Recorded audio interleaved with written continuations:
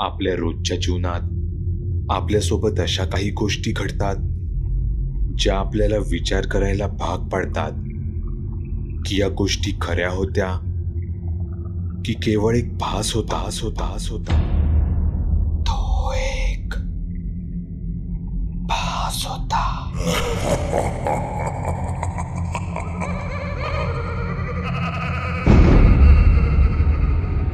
ही एका कणकवली तालुक्यातील एका गावातील गोष्ट आहे.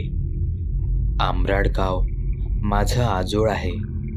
ही गोष्ट मी 13-14 वर्षाचा असतानाची आहे. आम्ही सर्वजण मे महिन्याच्या सुट्टीत आईच्या मामे बहिणीच्या लग्नाला गावी गेलो होतो. आम्ही सर्वजण खूप मजा करत होतो. त्या गावच्या बाजूला एक जंगल होतं. असंच आम्ही तिथे क्रिकेट खेळायला गेलो होतो. जंगलाला लागूनच एक विहीर होती. आम्ही क्रिकेट खेळत असताना त्या विहिरीच्या दिशेने आमचा बॉल गेला. आम्हाला नंतर जाणवलं की तो बॉल त्या विहिरीत पडला असावा. आम्ही सगळेजण खूप घाबरलो होतो, कारण त्या विहिरीकडे कोणीच जात नव्हतं. खूप वर्षापूर्वी एका मुलीने त्या विहिरीत जीव दिला होता, कारण तिच्या घरातल्यांनी लग्नासाठी परवानगी दिली नव्हती. तिचं एका मुलावर प्रेम होतं म्हणून तिने जीव दिला होता. नंतर ती काही दिवसांनी गावातल्या लोकांना दिसू लागली, म्हणून लोक त्या विहिरीकडे जात नसावेत. गावातील मुलं आमच्या सोबत यायला तयार नव्हती. तेव्हा मी म्हणालो, काही नाही होत, चला सर्वजण जाऊ आपण, आणि भूत वगैरे काही नसतं, चला, असं म्हणत आम्ही त्या विहिरीकडे पोहोचलो.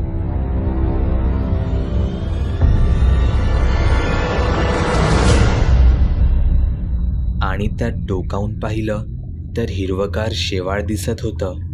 त्या विहिरीत पाणीही भरपूर होतं आणि आमचा बॉल कुठेही दिसत नव्हता. मी त्या गावातील मुलांवर हसू लागलो. अरे, आपण तर ह्या विहिरीजवळ आलो आणि आपल्याला तर काहीच झालं नाही.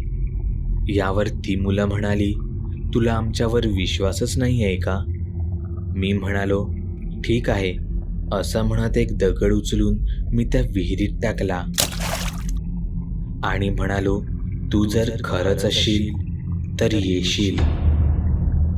आणि आम्ही घरी निघालो. आम्ही घरी आलो. ती रात्र एक भयानक रात्र होती. तो शनिवार होता.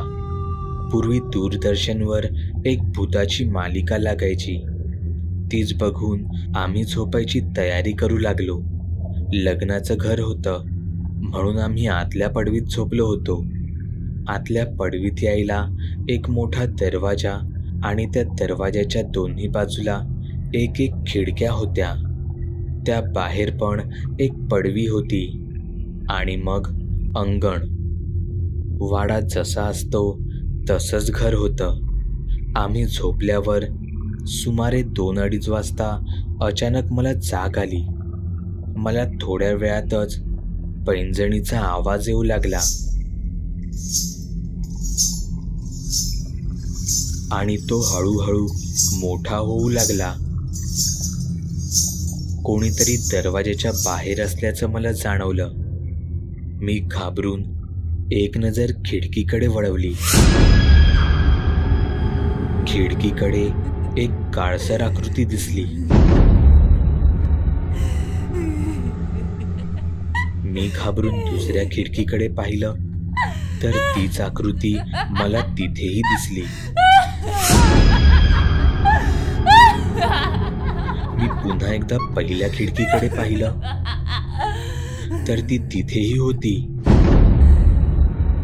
मी घाबरून डोक्यावरून पांघरून घेतलं आणि थोडा वेळ तसाच राहिलो. काही वेळाने मला करकर आवाज येऊ लागला.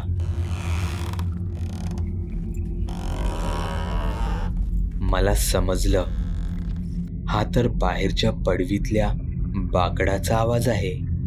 बाहेर अंगणात बल्ब चालू होता त्याचा उजेड आतपर्यंत येत होता आणि मला त्या खिडकीतून भिंतीवर एक सावली दिसत होती, जशी कोणी बाई आपले केस डोकं हलवून गोल गोल फिरवत आहे.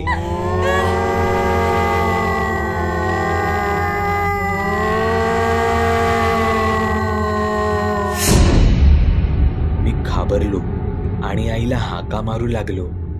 आतल्या खोलीतून आजोबांचा आवाज आला, "जिला झोप रे, काय नाही आहे ते."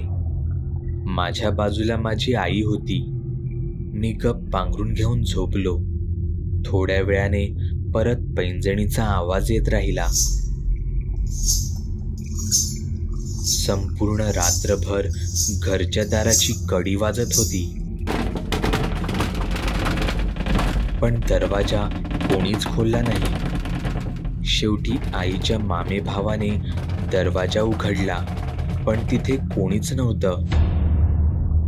सकाळी 4 वाजता सर्वजण उठले आणि सकाळीच सकाळी हीच चर्चा चालू झाली. "तुला आवाज आला का?" मला कळून चुकलं होतं की ही तीच आहे. नंतर मी कधीच त्या विहिरीच्या बाजूला फिरकलो सुद्धा नाही.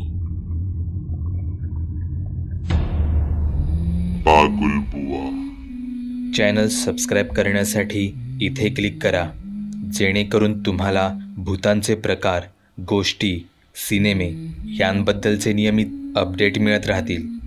इतर व्हिडिओ पाहण्यासाठी इथे क्लिक करा. व्हिडिओ लाईक, कमेंट आणि शेअर करायला विसरू नका. धन्यवाद.